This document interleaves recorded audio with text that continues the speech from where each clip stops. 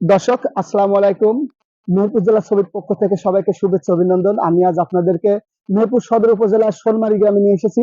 এই গ্রামে একটি পুরনো মসজিদ আছে, প্রায় ১৭০ বছর আগের পুরনো মসজিদ। মসজিদটি ১৮৫৯ সালে তৈরি হয়েছে এবং যখন এই মসজিদটি তৈরি হয় এই গ্রামের লোক সংখ্যা প্রায় ৫০০ থেকে ৬০০ জন মানুষ বসবাস করত এবং কালের বিবর্তমানে এই মসজিদটি আর যখন লোক আর আটে না তখন নতুন করে একটা মসজিদ তৈরি করা হয়েছে। আপনাদেরকে এই পুরনো মসজিদটা আগে দেখাবো এবং এই মসজিদের মিনার পর্যন্ত দেখাবো, তারপরে নতুন মসজিদটা দেখাবো।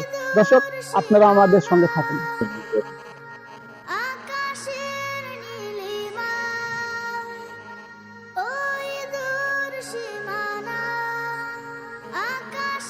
দর্শক, আসলে আপনাদেরকে দেখানোর চেষ্টা করছি যে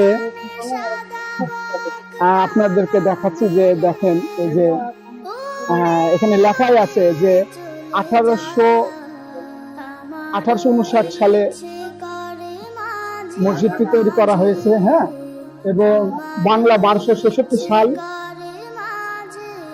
এই মসজিদটি তৈরি করা।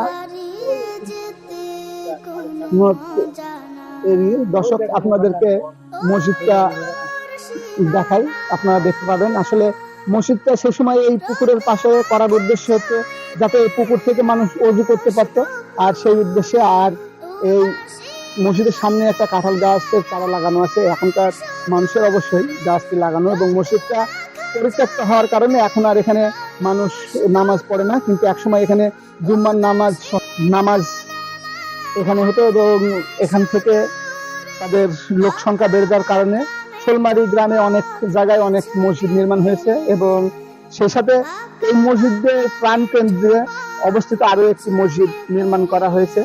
সেই মসজিদটা আপনাদেরকে দেখাবো। আপনারা দেখতে পাচ্ছেন দর্শক, আসলে এটি খুবই পুরনো, প্রায় ১৭০ বছর পুরনো একটি মসজিদ, যা মেহেরপুর সদর উপজেলার অন্যতম একটা মসজিদ বলতে পারেন। আর দর্শক, আপনাদেরকে আমার এই মসজিদের নামাজ পড়েছে উনি এবং ওনার আব্বা এবং ওনার দাদা, সেরকম একজন ব্যক্তির সাথে আপনাদেরকে পরিচয় করে দেবো এবং কথা বলাবো। দর্শক, চলুন আপনাদেরকে তার সাথে কথা বলবো।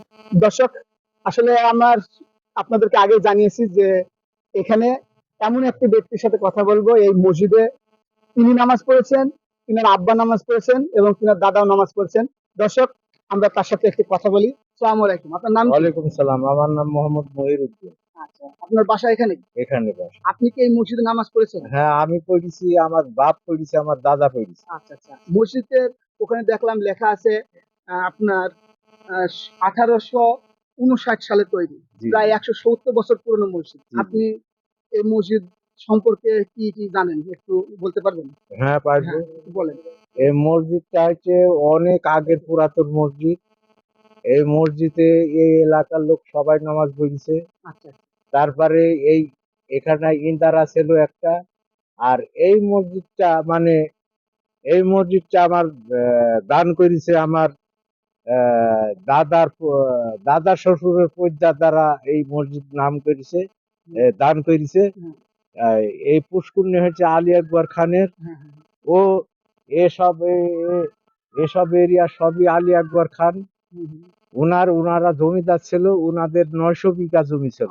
সেই ইতে তারা এই মসজিদ দান করেছে, এই জায়গা দান করে মসজিদ নির্মাণ করেছে। জি জি। আচ্ছা আচ্ছা, এই মসজিদ নির্মাণ শেষে এখানে এই গ্রামের মানুষ সবাই নামাজ পড়লো। এক সময় দেখা যাচ্ছে এখানে আর লোক আটে না, যে কারণে নতুন একটা মসজিদ করা হয়েছে। এই মসজিদের পশ্চিম সাইডে ভাই ওই একটা মসজিদ তৈরি করেছে, তাই তো?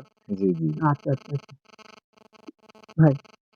দর্শক, আপনাদেরকে ১৭০ বছরের পুরনো একটি মসজিদ দেখালাম। এই মসজিদটা এখন অপগ্রামের মসজিদ। আর আপনাদেরকে আমাদের আরো একটি অনুরোধ, আমাদের পেজটি আপনারা দেখবেন, ভালো ভালো ভিডিও যাতে আপনাদেরকে দেখাতে পারি, এজন্য পেজটি লাইক শেয়ার কমেন্ট করবেন। ধন্যবাদ। আসসালামু আলাইকুম।